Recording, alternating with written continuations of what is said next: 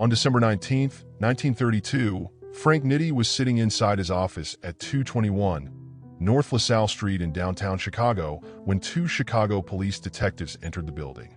Nitti was no longer the subordinate figure he had been during Al Capone's reign.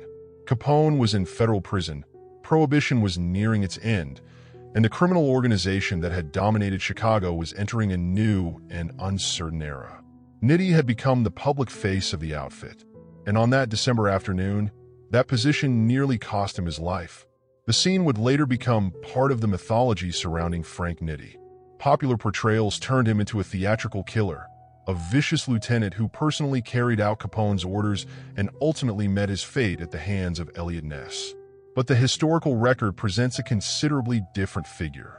Nitti was deeply involved in organized crime, and he was certainly capable of operating inside a violent criminal organization. Yet his importance was not simply that of a gunman.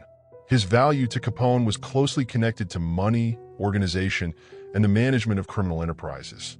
That distinction matters because Nitti's real story begins long before Hollywood gave him a face. Frank Nitti was born Francesco Raffaele Nitto in Angri, in the province of Salerno, Italy, in 1886. He eventually settled in the United States and became part of the Italian-American criminal world that was expanding rapidly in Chicago during the early 20th century. By the time Prohibition transformed the economics of organized crime, Nitti had become closely associated with Al Capone. He was trusted with important financial responsibilities inside the organization, and his reputation grew as Capone's empire expanded. The environment around him was changing faster than any individual gangster could control. In 1920, national prohibition created an enormous illegal market for alcohol. Chicago already possessed the infrastructure required for organized crime. Established gambling operations, political connections, corrupt officials, transportation networks, and criminal groups accustomed to using violence to protect territory. Prohibition did not create Chicago's underworld. It multiplied its opportunities. Capone understood that transformation better than almost anyone. By the middle of the 1920s, he had become the dominant figure in Chicago organized crime.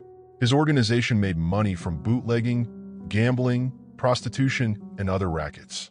Violence was part of the system, but violence alone could not sustain an empire of that size. Money had to be collected, moved, recorded, protected, and reinvested. Men had to be paid. Officials had to be influenced. Businesses had to be controlled. Rival organizations had to be negotiated with or pushed aside. This was the world in which Nitti became important. Unlike the later fictional versions of him, the historical Nitti was not simply valuable because he could pull a trigger. Contemporary reporting and later historical accounts describe him as a man deeply involved in the financial and organizational side of Capone's operation. His nickname, the Enforcer, became inseparable from his reputation, but the record shows a more complicated role inside the organization. And then the federal government found the vulnerability that violence could not easily eliminate. The government did not need to prove every murder associated with Capone's organization. It discovered that financial records could become a weapon. Federal prosecutors pursued income tax violations, turning the organization's enormous cash flow into evidence. Nitti was caught in the same federal pressure campaign. In 1930, he was indicted for failing to pay federal income taxes connected to income the government attributed to him.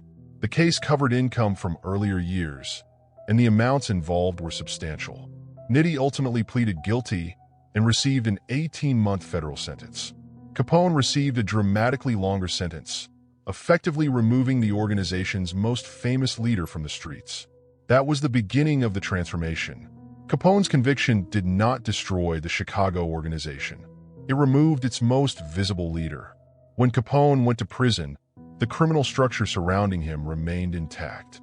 Men who had spent years making money through bootlegging, gambling, prostitution, labor influence, and political connections still had businesses to protect and revenue streams to maintain. Nitti was released from federal prison in March 1932. He emerged into a Chicago that was no longer exactly the city Capone had left behind. Prohibition was approaching its end, Capone was behind bars, and rival factions were maneuvering for influence. The press treated Nitti as Capone's successor. But the reality inside the organization was more complicated. Paul, the waiter, Rica had become one of the most important figures surrounding the outfit, and later historians have debated how much real authority Nitti possessed compared with Rica and other senior leaders.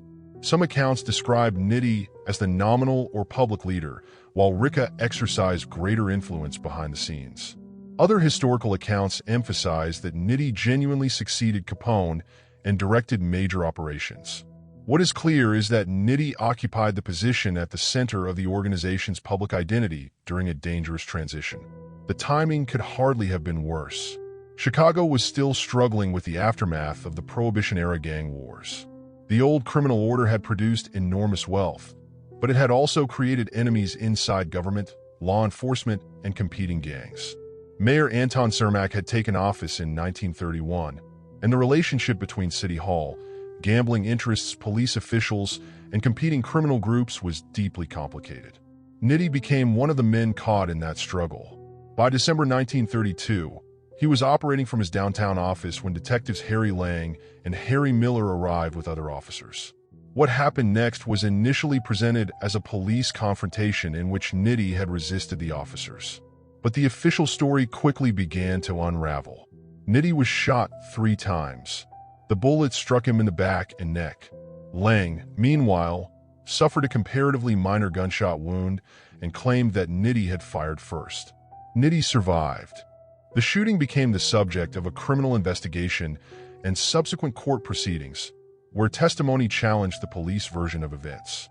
During those proceedings, evidence emerged that Lang had been offered $15,000 to kill Nitti. Lang and Miller ultimately lost their positions with the Chicago Police Department.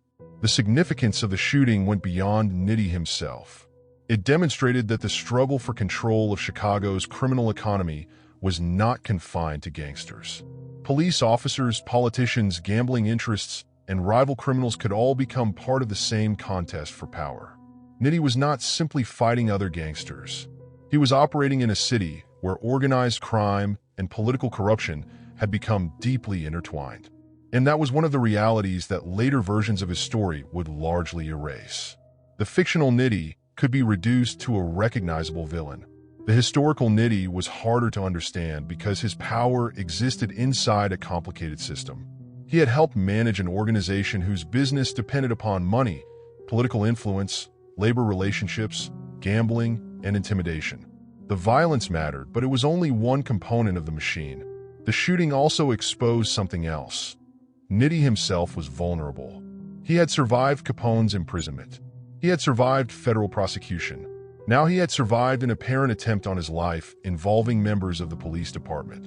But the criminal organization around him was entering another transformation. Prohibition would end in 1933. The enormous profits generated by illegal alcohol would begin disappearing. For an organization that had grown accustomed to extraordinary cash flow, the end of Prohibition created a problem that could not be solved by simply selling more liquor. The outfit needed new sources of revenue. Gambling remained profitable. Labor racketeering offered another avenue. Extortion could be organized through control of unions and businesses. The criminal organization that emerged from Capone's era would eventually become less dependent upon the bootlegging empire that had made it famous. Nitti stood at the beginning of that transition, and while the public imagined that the fall of Capone had weakened Chicago's underworld, the opposite was beginning to happen. The organization was learning how to survive without the man whose name had once defined it. Frank Nitti would play a role in that survival, but the deeper transformation would eventually lead him into a criminal enterprise far removed from the image of the old bootlegging wars. A system involving labor unions, legitimate industries, and the Hollywood motion picture business. For the moment, however, Nitti had survived the bullets fired inside his LaSalle Street office. He was still alive, and the organization that had inherited Capone's empire was about to enter its next chapter. The most dangerous part of Nitti's story had not yet begun. The transformation started with a simple economic problem. Prohibition had created enormous profits for Chicago's criminal organizations. But when national prohibition ended on December 5, 1933, illegal liquor could no longer provide the same foundation for the outfit's power. The organization had to adapt. Its survival depended upon finding businesses that could generate money without requiring the constant movement of bootlegged alcohol. Nitti's answer was not to abandon organized crime. It was to make the organization less dependent on one particular crime. Gambling remained a major source of revenue. Loan sharking and prostitution continued to operate. But one of the most important changes was the expansion into labor racketeering. Control of unions gave organized crime something bootlegging never could: influence over legitimate businesses. A union could determine whether workers reported for duty, whether a construction project continued, whether a theater remained open, or whether a production facility operated without interruption. The threat of a strike could therefore become a financial weapon. This was the environment in which Nitti and other Chicago leaders developed relationships with labor officials who could serve the organization's interests. Among the most important was William Morris "Willie" Buyoff, a Chicago labor racketeer who became deeply involved with the International Alliance of Theatrical Stage Employees. George E. Brown, another important labor figure, became president of the union. Their positions gave the criminal organization leverage over the entertainment industry, and that leverage eventually reached far beyond Chicago. The strategy was brutally practical. The outfit did not need to own every theater or movie studio. It needed influence over the people whose unions could disrupt them. That distinction explains why Hollywood became a target. During the 1930s, the American motion picture business had become one of the country's most powerful industries. Major studios such as Metro-Goldwyn-Mayer, Paramount, 20th Century Fox, and others depended upon large numbers of unionized workers. A labor dispute could interrupt production and distribution, damage schedules, and create enormous financial losses. Organized crime recognized the vulnerability.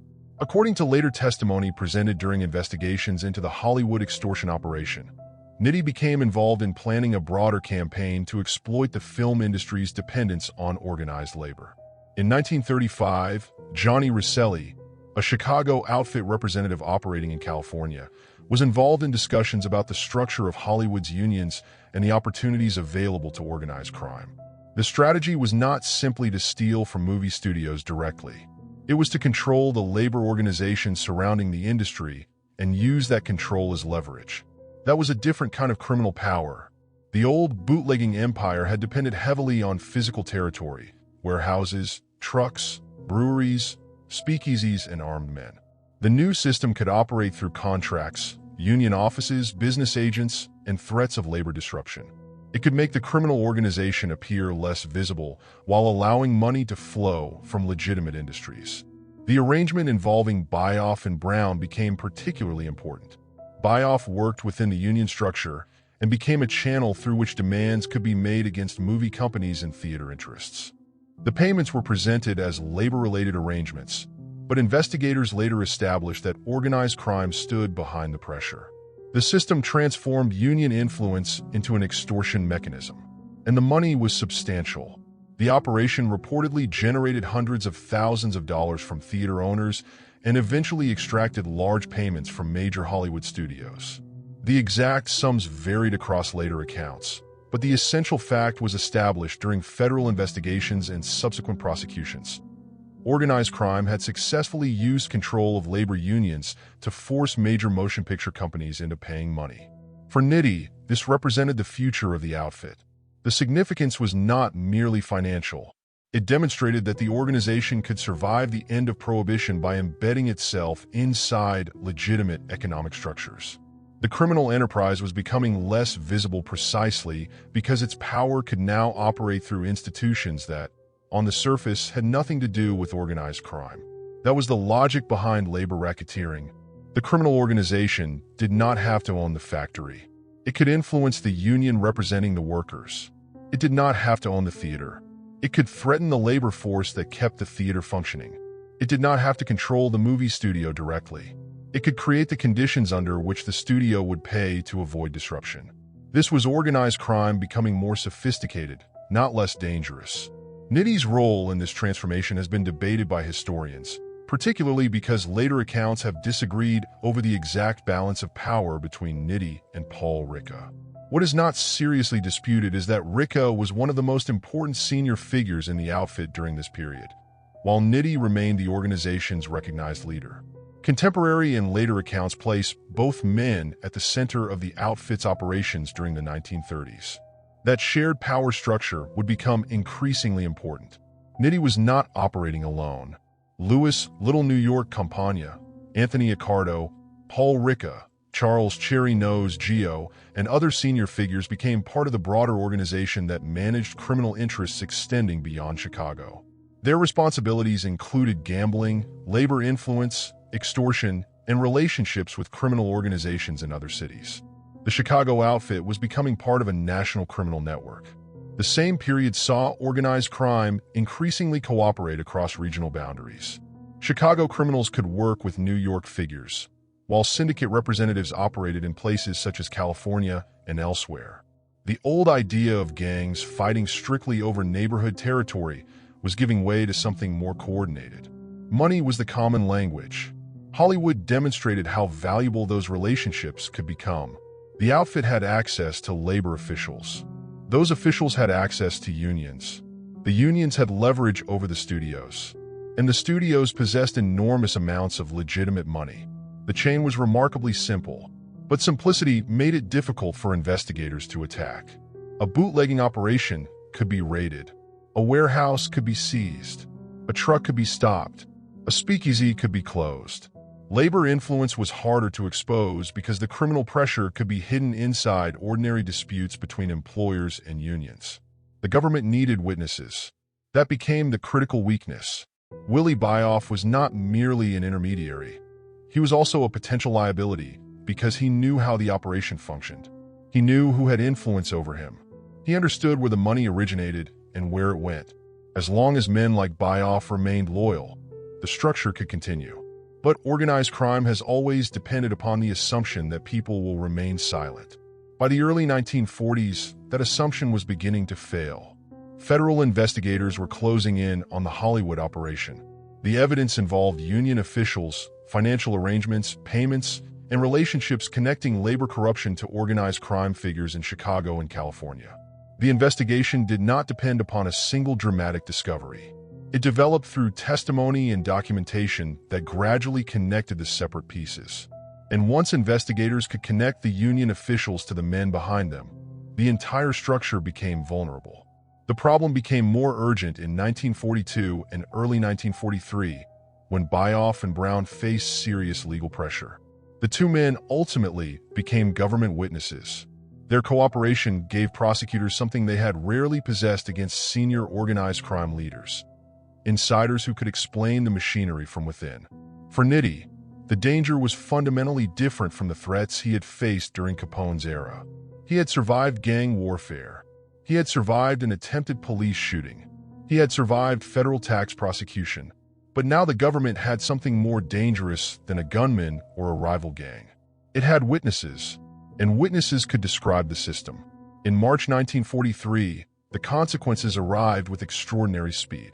Federal prosecutors brought indictments against Nitti and several other senior Chicago figures in connection with the Hollywood extortion case. The charges represented the culmination of years of criminal activity involving labor unions and the motion picture industry. Among those caught in the investigation were Paul Ricca, Louis Campagna, Charles Gio, Phil D'Andrea, and other prominent outfit figures. The organization that had survived Capone was suddenly facing the federal government again, but this time, there was no single leader whose imprisonment could be blamed for the crisis. The evidence pointed toward a broader network.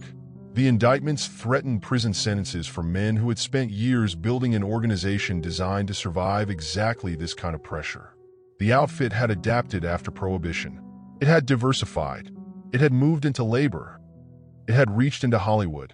And now the very system that had made it stronger was becoming the evidence prosecutors could use against it. Nitti understood what federal imprisonment meant. His first prison sentence had already been 18 months at Leavenworth following his tax conviction.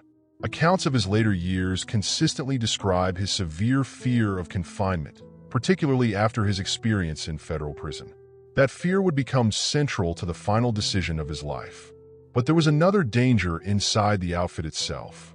If the organization believed one man had become a liability, loyalty could disappear quickly. By March 1943, Nitti was no longer simply defending himself against prosecutors.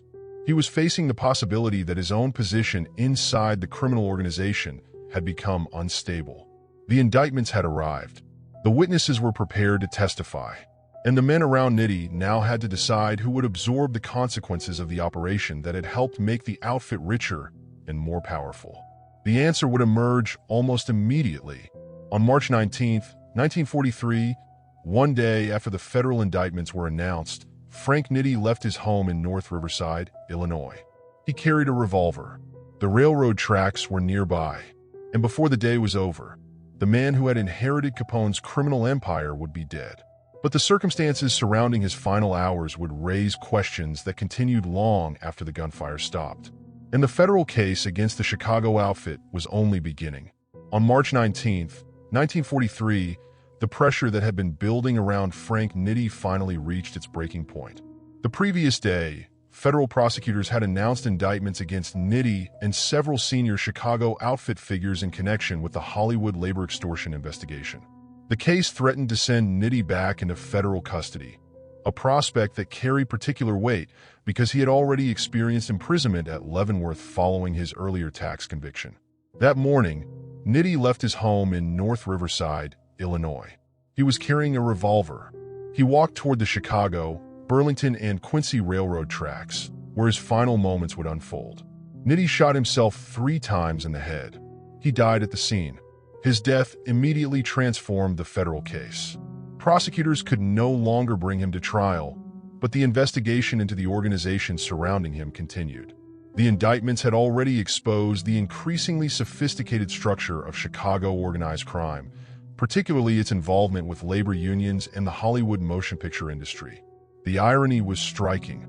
Nitti had risen inside an organization built during Prohibition, when illegal liquor generated enormous profits and violence openly protected criminal territory. By the time of his death, the organization was moving towards something different. Gambling, labor influence, extortion, and control over legitimate businesses offered new sources of revenue. Nitti had been part of that transition, but he was not the last man standing. Paul Ricca became one of the dominant figures in the Chicago outfit after Nitti's death. Other senior criminals, including Tony Accardo, would later become increasingly influential. The organization continued adapting rather than collapsing. Its survival demonstrated that Chicago's organized crime system was larger than any single leader. This is where the historical Frank Nitti differs most sharply from the character created by later entertainment. Popular depictions frequently reduced him to an intimidating killer operating directly beneath Al Capone. The documented record is more complicated. Nitti was unquestionably a major organized crime figure, but his importance also came from his role in managing an organization that had to survive the end of Prohibition and reorganize its criminal economy. The Hollywood extortion investigation revealed exactly how that transformation worked. Organized crime had discovered that control did not always require gunmen standing outside a business. Influence over labor organizations could provide enormous economic leverage.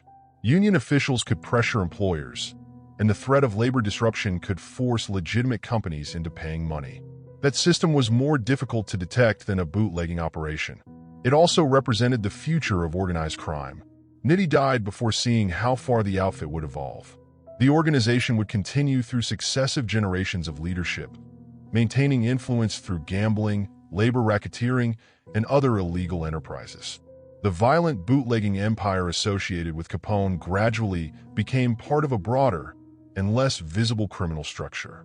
That was Nitti's real historical significance. He belonged to the generation that helped carry Chicago organized crime from one era into another. His career began inside the world of Prohibition and ended as federal investigators were exposing the organization's influence over legitimate American industries. His death did not destroy that system. It simply removed one of its leaders.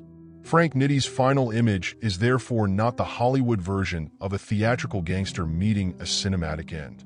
It is a documented historical fact.